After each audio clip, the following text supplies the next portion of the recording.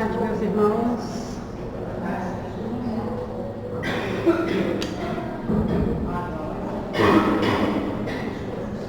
Boa tarde, meus irmãos. Sejamos todos muito bem-vindos à nossa casa. Que a paz e o amor do Mestre Jesus nos envolva. Eu vou ler a mensagem. A mensagem de hoje: meus amados, paz seja convosco. Quanto tempo estamos distanciados da singeridade, a singeleza da alma, nas pequeninas coisas irradia luz, no olhar que não julga, mas acolhe, nos braços estendidos que abraçam com simplicidade e verdade, que não afastam, que não empurram, no sorriso que faz brilhar nos outros o sol da alegria, nas palavras que edificam, que amenizam dores, que consolam, que levam o Evangelho de Cristo nas pequeninas coisas. Quando se deseja a grandiosidade até mesmo das ações benevolentes, mas a grandiosidade verdadeira está na singeridade, na simplicidade verdadeira de se seguir, de se sentir parte do todo, parte do universo, parte do divino. A vida, meus amados, a alegria mais genuína é a alegria de poder enxergar o que há de ser transformado em nosso íntimo, de buscar no trabalho de si mesmo a alegria do porvir, de buscar nas dores alheias, nas dificuldades alheias, não os apontamentos, não as falas moralistas, mas o ombro amigo, o ouvido de ouvir, que traz indulgência. A alma singela é indulgente. A alma singela busca em si o que há de sombras, para deixar a luz brilhar. A alma singela compreende em Cristo Jesus o caminho que levará à felicidade real.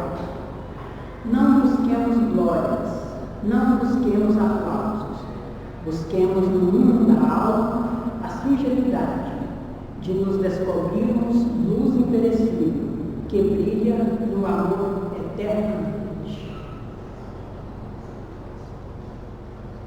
Bonita mensagem, que sejamos todos nós, deixe brilhar a nossa luz.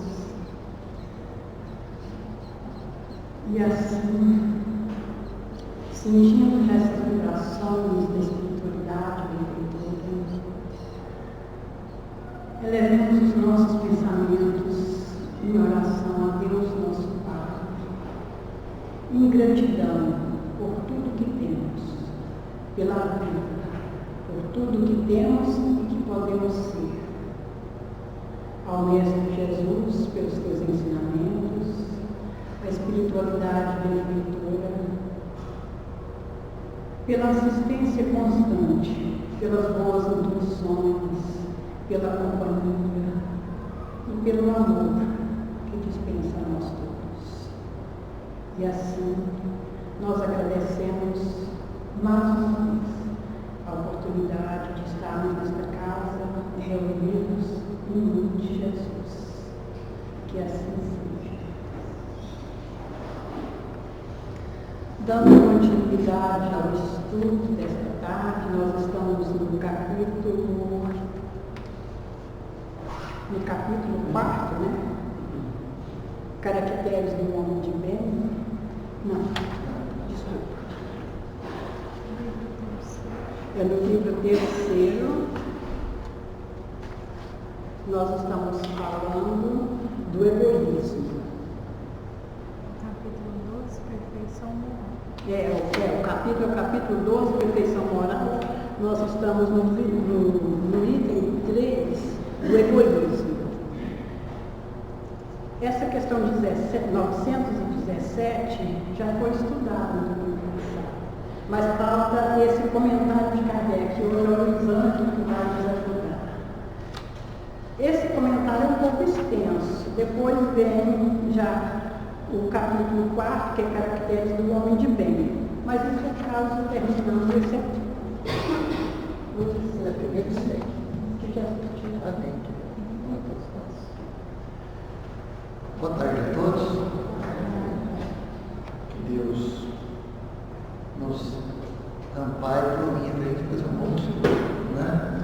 Gente, quando fala que é comentário de Kardec, a gente sempre pensa assim, né, sobre o livro dos Espíritos. O próprio nome já diz, né? Livro dos Espíritos, foram eles que ditaram essas respostas todas para Kardec. Mas quando sempre chega num comentário de Kardec, eu lembro do Sérgio Aleixo, que ele nem não fala do Kardec, ele fala assim, Kardecão, né? Assim, parece que é uma intimidade com o Kardec, né? E o Kardec, ele, sem dúvida alguma, vocês imaginam uma pessoa que teve, que foi escolhido, né, pela espiritualidade, por Jesus, por Deus, para ser o codificador de uma obra tão vasta e tão importante para a humanidade.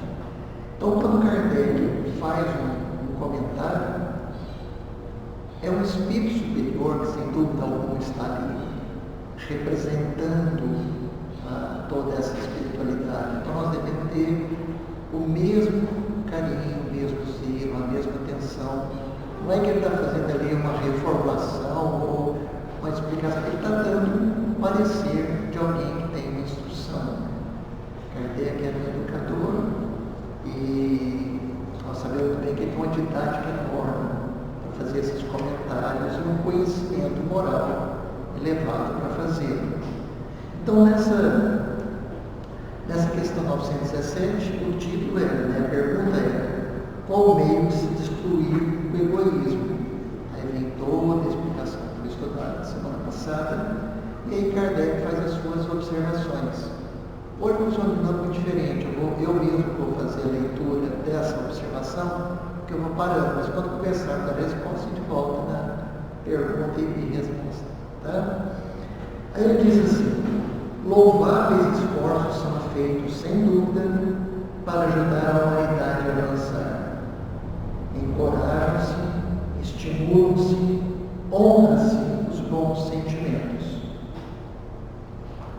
Vamos fazer uma pausinha aqui. A gente tem assistido muito, quando eu digo muito assim, a gente assiste, a gente vê pessoas que são, vamos dizer assim, homenageadas, que são destacadas pelos feitos.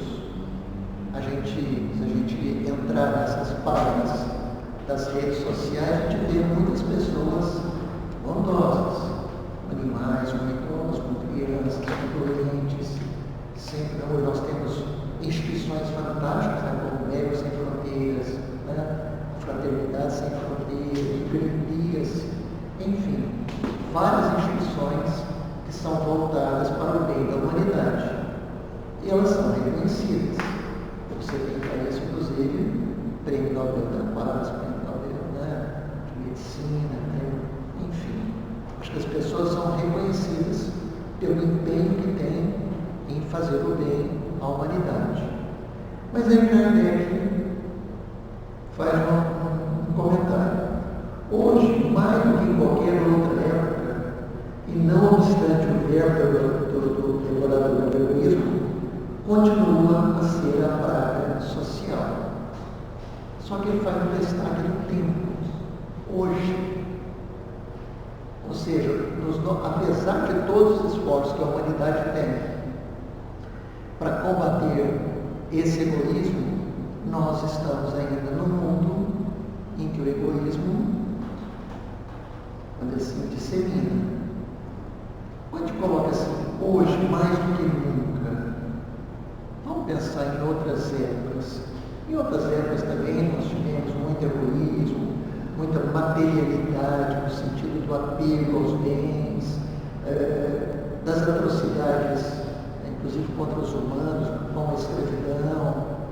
Nós tivemos muito disso. Hoje nós temos também muito disso. em todo esse sentido, do trabalho escravo, da exploração, do apego material. A gente vê demais da conta as pessoas sendo elogiadas, reconhecidas, valorizadas pelo que elas têm. Acho que ninguém nunca se preocupou em saber como que aquela pessoa obteve tudo aquilo. E nós temos casos de bilionários que são denunciados o tempo todo pelas suas formas ilícitas, às vezes acordos com o governo, às vezes exploração, mas a pessoa continua sendo uma referência. Nós vivemos um sistema econômico, político, social, em que nós valorizamos o individualismo. Nós reforçamos essa ideia do individualismo. No estudo passado eu comentei com Virginia que quando, como professor, os alunos hoje eles se sentam aqui em carteiras individuais. Eles têm o seu material, eles têm a sua nota. E é tão interessante essa questão do individualismo e da competitividade, e que reforça essa questão do egoísmo, que quando a gente entrega as notas de uma atividade qualquer para os alunos, lógico, eles ficam muito ansiosos para saber quanto eles tiraram. Mas a ansiedade deles é tal qual para saber como que o coleguinha tirou também. Porque se tirou mais do que ele, já vê aquela carinha de frustração. É lógico que a gente percebe que isso é uma questão de educação social, educação familiar, educação da sociedade, da comunidade. E não adianta a gente falar para qualquer pessoa que a nota não é o mérito, não é o que vai pesar muito mais do que a sua condição pessoal. Porque a condição pessoal não vai fazê-la ser aprovada de ano. Aqui é nada. Então gera uma competitividade. E a gente vai observando isso em toda a situação. No comércio você chega e a pessoa fala assim, se me faz alguma coisa, se me dá um desconto, a gente está sempre como se nós nos tornamos mercadorias, nós mercantilizamos as relações. Não só do comércio, mas tudo se tornou uma grande mercantilização. E isso faz com que reforcemos em nós esse espírito do egoísmo, do individualismo, egocentrismo, enfim. Porque a gente tem essa tendência e esse reforço de querer ser o que sempre o melhor. Aí depois, gente, só quem quiser fazer comentários, fiquem à vontade. Nós estamos aqui estudando, a gente está aprendendo. Aí diz, é um verdadeiro mal que se espalha por todo o mundo e do qual cada um é mais ou menos vítima. Vamos pensar hoje em termos globais. Nós temos vários regimes políticos diferenciados pelo mundo inteiro. A gente pode observar que, de modo geral, os políticos ou as pessoas que são representantes políticos de alguma esfera, seja de um sindicato, de uma organização, de um partido, de uma comunidade, de uma religião, ou de um chefe de Estado, eles se arrogam muita prepotência. Eles se colocam muito como prevalecer, que eles têm que prevalecer. É a opinião deles, é a conclusão deles, são as leis que eles querem. Se a gente observar isso em escolas, é a opinião do professor, é a opinião da direção. Quando você faz uma empresa, é a opinião do empresário, do dirigente, do gerente, enfim. A gente vê por todos os lados essa condição da vítima e do algoz, né? do que impõe, do que é submisso ou submetido a determinadas condições. Isso está presente por toda a sociedade, em todas as esferas, dentro de casa. Não é? As relações familiares, a coisa também é muito assim. Não é? É necessário combatê-lo, portanto, como se combate uma epidemia. Ele está colocando aqui uma coisa alastrada, né? Não é restrita, é epidemia. Né? Para isso, deve-se proceder a maneira dos médicos, remontar a causa. Aí pergunta, né? E aonde está essa causa? Aonde nós podemos combater? De que forma podemos combater? Aí Kardec faz toda a sua análise. Que se pesquise em toda a estrutura da organização social, desde a família até os povos, da choupana ao palácio. Todas as causas, todas as influências patentes ou ocultam que excitam, entretêm e desenvolvem o sentimento do egoísmo. Vamos dizer que é uma operação pente fino, né? Tem que fazer uma operação minuciosa. No lar, na família, no trabalho, nas empresas, nas nações. Isso vai da choupana ao palácio, do rico ao milionário, do pobre ao trilionário. Nós temos, em todos os momentos da nossa sociedade, essas percepções dessa epidemia egoística. Não é? Diz mais. Uma vez conhecidas as causas, o remédio se apresentará por si mesmo. Só restará, então, combatê-las, se não a todas ao mesmo tempo, pelo menos por partes. Pouco a pouco, o veneno será extirpado. Gente, sejamos, assim, bastante compreensivos nesse sentido. Se nós somos ou vítimas, ou algoz pelo nosso egoísmo, quer dizer, a gente promove o egoísmo sobre alguém, ou a gente é vítima dele, isso é muito dolorido para a pessoa, de qualquer forma. A pessoa acaba sentindo os efeitos do mal sobre o qual está sendo regido. Porque a pessoa, quando ela é egoísta, ela parece que o tempo todo o cérebro dela pensa, maquina, ele raciocina, não como sendo, quero ser egoísta, mas ele está vendo toda e qualquer oportunidade um meio de ele ser privilegiado, preferenciado, enfim, ele tem um benefício. Se ele estiver do outro lado da ponta, ele vai sofrer as consequências de tudo isso. Então, ele fica com a cabeça desnorteada de tanto que ele precisa de manter a sua posição. O outro fica desnorteado por querer livrar-se daqui. É uma doença que, cedo ou tarde, terá que ser extirpada para a nossa sobrevivência, para o nosso bem-estar.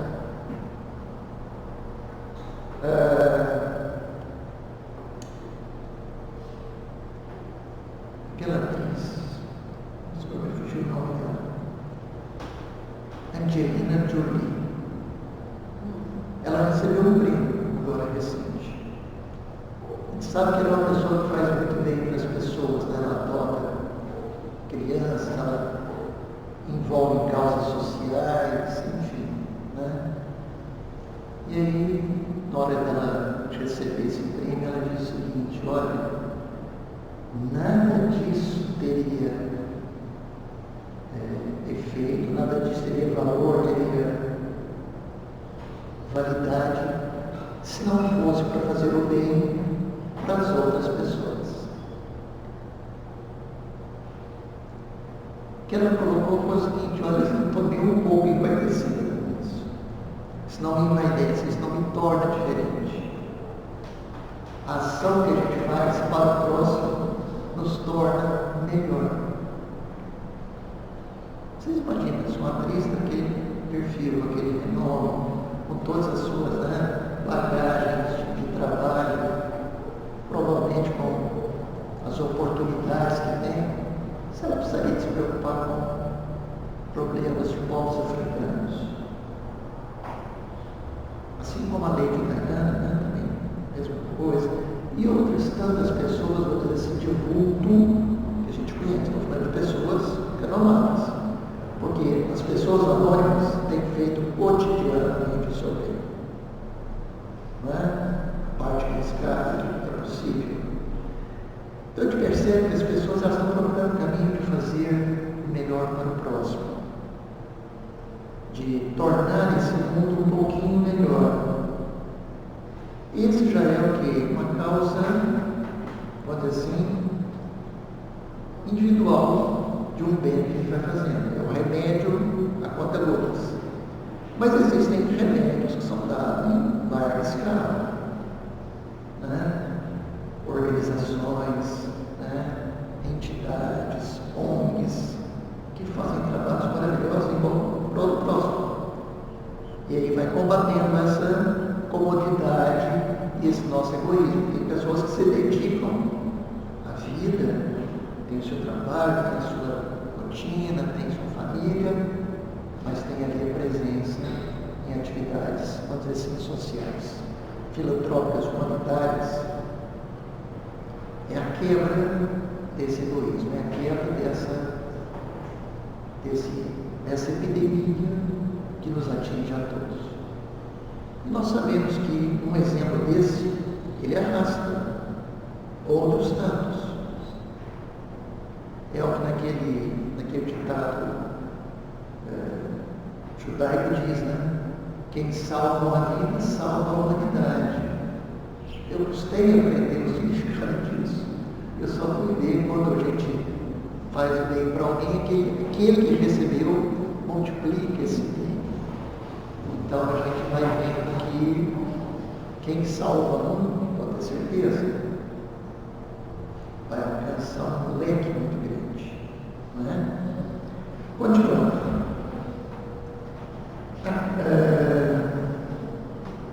O veneno será pouco a pouco esquivado.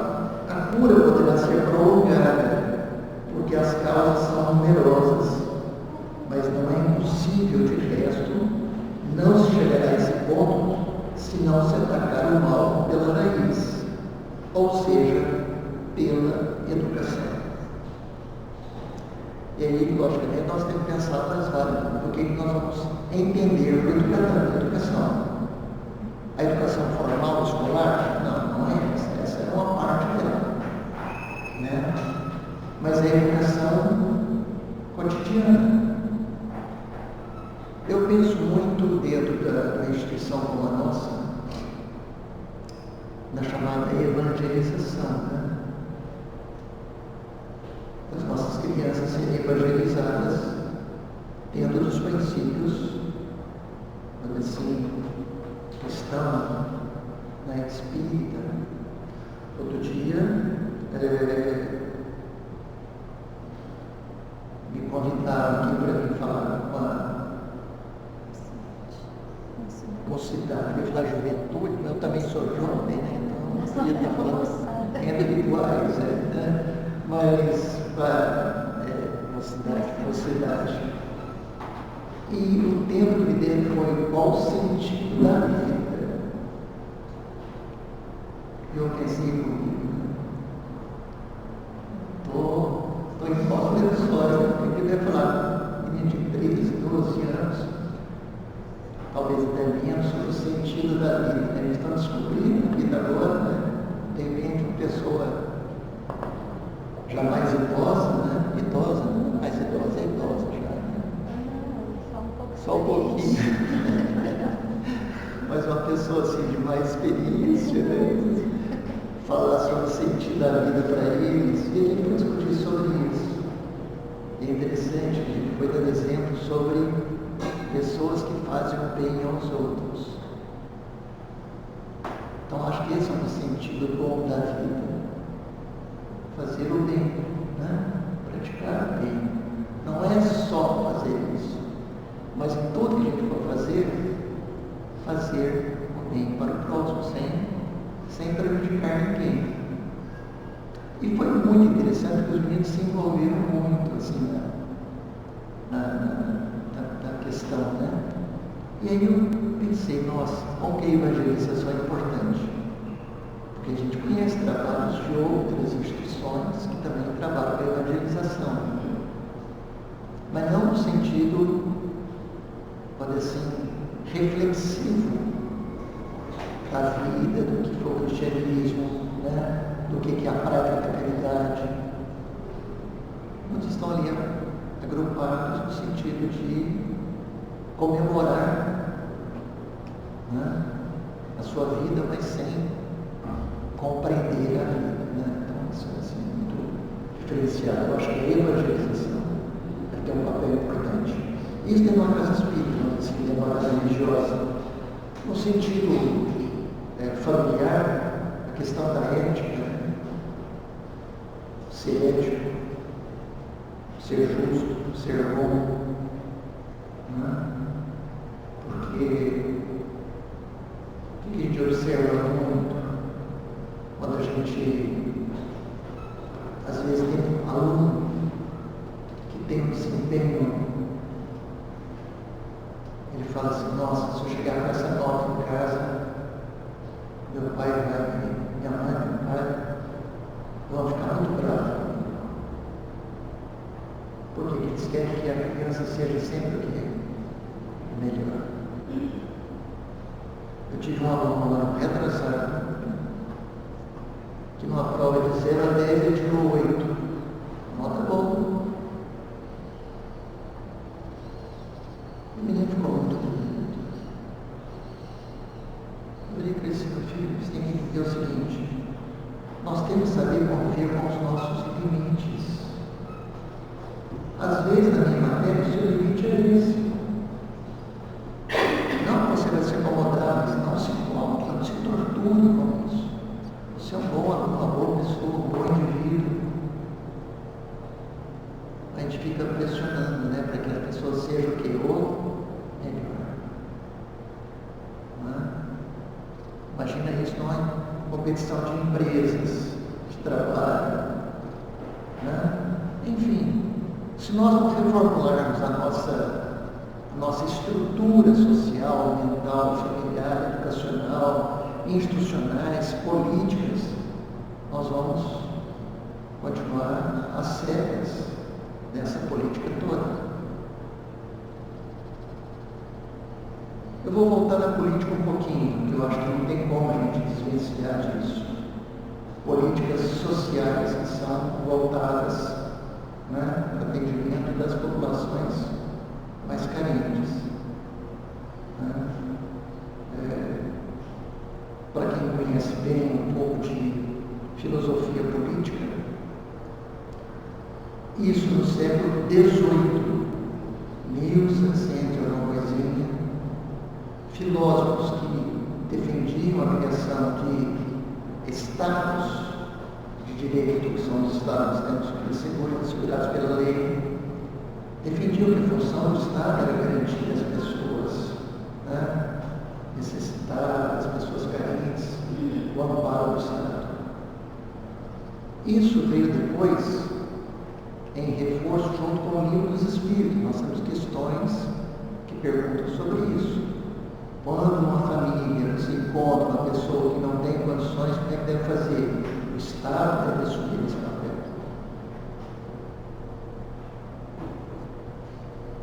Acho que tanto a lei dos homens quanto a lei de Deus, nesse momento, elas se encaixam, elas vão, né, ao encontro uma da outra e falam, nós estamos falando da mesma linguagem.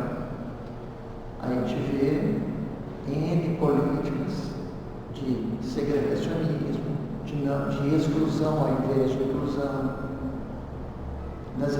escolas, o processo de exclusão é grande, o bullying, né?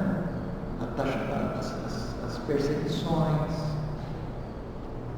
Está vendo o dano que nós temos ainda? Você que falou, pode ser longo a cura, mas ela vai chegar, ela vai fazer. É cotidiano, é dia a dia o nosso trabalho, a gente fazer essa operação bem fina, observar cada detalhezinho, uma piadinha de mau gosto, um programa humorístico que vai lá, espezinha, pessoas que não têm condição de se defender. Ah, mas é humor, tá bom. Tá bom. Não é um bom humor, mas um mau humor. Não é?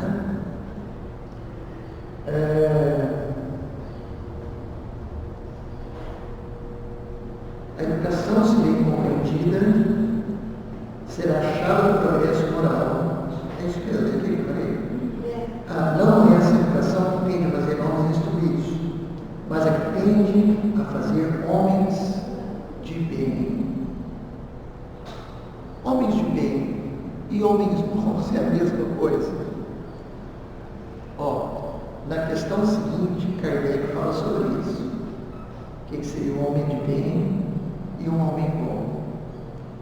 Homens de bem é um ser mais complexo. Ele tem compreensão da justiça, ele tem a compreensão das suas ações, ele tem racionalidade, ele pratica o bem na sua inteireza. Ele nem pensa em fazer o bem, porque ele já faz o bem naturalmente. E tem um homem bom, que é um homem caridoso, mas que está ainda aquém de um homem de bem.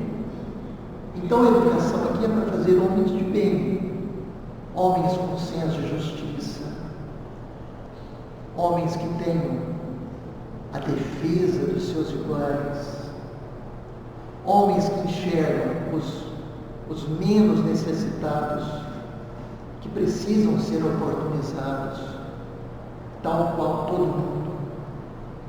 Pessoas que tentam corrigir os grandes erros da história, como nós temos no Brasil, né? Um longo período de escravidão, de exclusão da vida e violência das mulheres, do trabalho infantil, do trabalho escravo, da violência doméstica.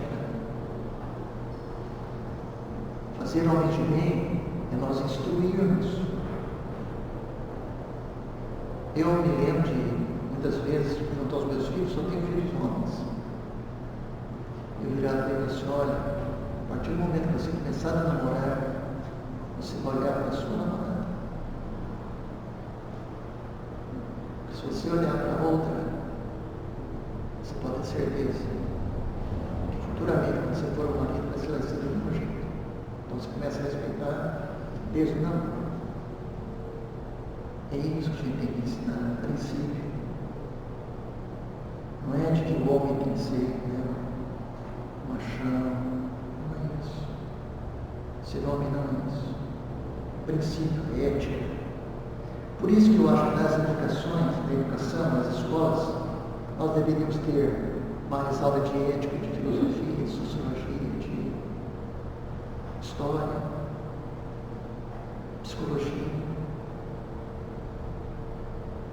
É isso que precisa fazer, reformular o conjunto todo.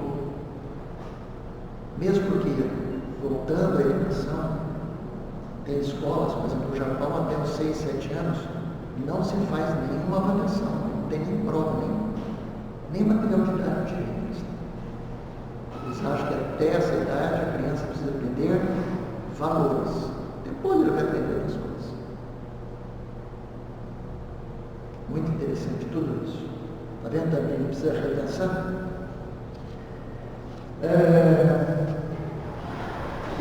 A educação, se for bem compreendida, será a chave do progresso moral, quando se conhecer a arte de manejar, a arte dos caracteres, como se conhece de manejar as inteligências, poder-se endireitá-los da mesma maneira como se endireitam as plantas novas. Para que lidem com plantas, sabe? A gente corta um pedacinho aqui para ela enxerga ali como uma escória, a plantinha sobrevive, né? Põe um ambiente melhor, mais iluminado, né? Menos sol. Isso, essa arte de manejar, a arte de endireitar as coisas. Nós vamos encontrar o meio de nós nos endireitarmos em toda a nossa complexidade social. Essa arte, porém, requer muito tato, muita experiência e uma prolongada observação. Gente, quando eu falei para vocês inicialmente que Kardec era o Kardecão, né? No espírito superior que está nos falando, ele está dizendo para nós atentarmos o tempo todo para a nossa realidade. Sermos racionais em tudo que a gente atua. Se a gente vê um erro no trânsito, se a gente vê um erro na família, se a gente vê um erro na educação, se a gente vê um erro numa conta bancária, num troco de supermercado, nós devemos lá e não agimos. É assim que a gente vai se educando. É um grave erro acreditar que basta ter a ciência para aplicá-la de maneira proveitosa. Se fosse assim, gente, as pessoas, nós deveríamos escolher somente pessoas sábias e cultas para nos governar. Quem tivesse outro nível de instrução, esquece. Se bastasse a ciência do conhecimento para tomar as decisões, não era fácil. Coloque as pessoas competentes, de grau de conhecimento, nos devidos lugares para resolver o problema. Não é assim. Quem quer que observe desde o instante do nascimento o filho do rico como do pobre, observando todas as influências perniciosas que agem sobre ele, em consequência da fraqueza, da incúria e da ignorância dos que dirigem, e como, em geral, os meios empregados para moralizar fracasso, não pode admirar-se de encontrar no mundo tantas confusões.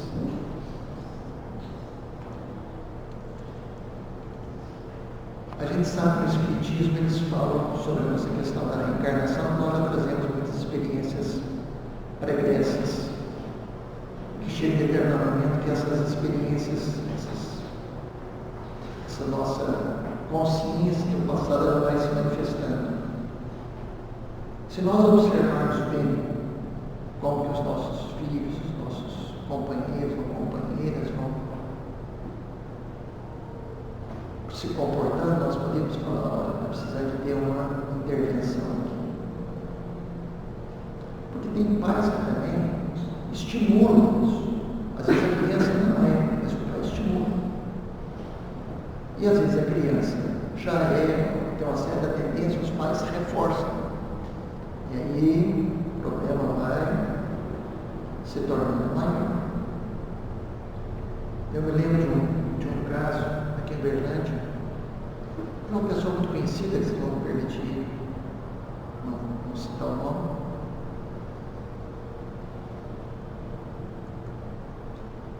Certa vez eu perguntei para ele, ele era uma pessoa muito instruída. Perguntei para ele, família, principalmente o filho, que tinha esse violão. Eu disse, meu filho, chega em casa, pega a chave do carro, a chave tiver, pega e sai. Pega o cartão de crédito de velho, sabe assim, você sabe. Volta só no outro dia de manhã. Está cheio de problema. A gente passa a noite rezando para ver se não chega nenhuma notícia ruim, que a gente sabe que uma hora vai chegar. E não só vai chegar uma notícia ruim sobre ele, mas uma notícia ruim do que ele causou para alguém. Pergunto, será que esses pais não tinham observação para os filhos? Que aquele filho já tinha uma tendência pequena a agir dessa maneira tão deliberada? Não estou julgando, estou fazendo um levantamento. Que é o que ele está falando aqui. Observa todos os momentos, todos os passos. Observa todas as atitudes. Observa, nós precisamos fazer correções nisso. A gente precisa fazer intervenções cirúrgicas nesse momento. Né? Vieram aqui mais uns 2 minutinhos. Tem? Deixa eu tentar virar a página aqui.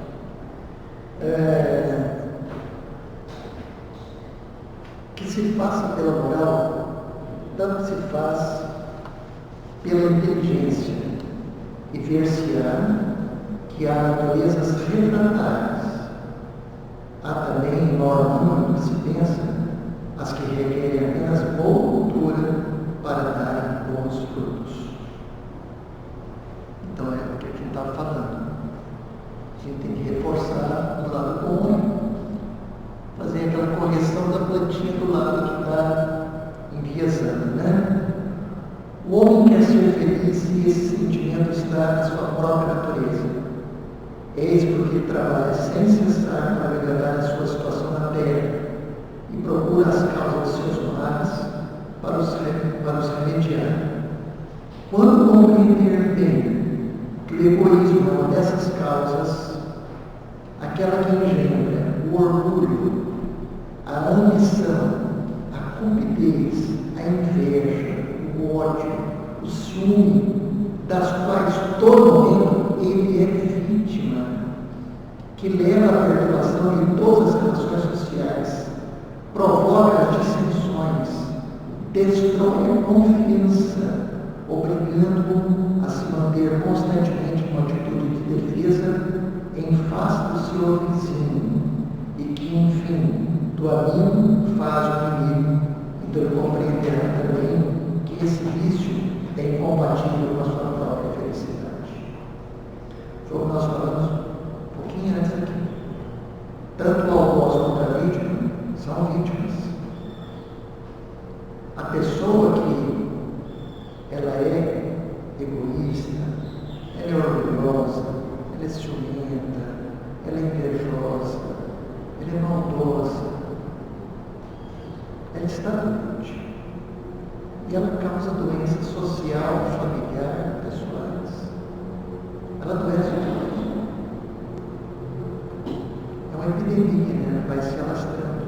Então é preciso compreender que isso é um mal que a gente precisa combater em nós. Né? Acrescentaremos que é incompatível com a sua própria segurança. Dessa maneira, quanto mais sofrer, mais sentirá a necessidade de o combater, como combate a peste, os animais daninhos de todos os outros flagelos. A isso será solicitado pelo seu próprio interesse. O egoísmo é a fonte de todos os vícios, como a caridade é a fonte de todas as virtudes. Destruir um e desenvolver a outra deve ser o alvo de todos os esforços do homem, se deseja assegurar a sua felicidade neste mundo, tanto quanto no futuro. Porque a gente tem que construir a nossa felicidade também aqui, né, gente? Ficar esperando só do outro lado, não, né? Vamos fazer aqui, né? Tá bom? Vamos fazer um negócio nosso nesse plano. Gente, a família não me deixou falar quase nada, vocês puderam observar. Fiquei mais caladinho, eu fui mais retraído hoje, né? Gente, muito obrigado a vocês, de coração, viu, pela paciência que nos ouviram, viu? Obrigado, querido.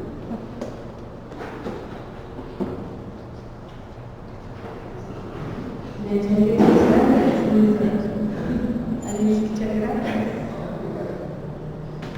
Antes da gente passar para a nossa oração, nós gostaríamos de lembrar que ontem nós fizemos a pizza do bem, e existem algumas áreas que o Leandro vai estar de fora, então quem quiser adquirir vai estar ajudando, né, as causas sociais do centro.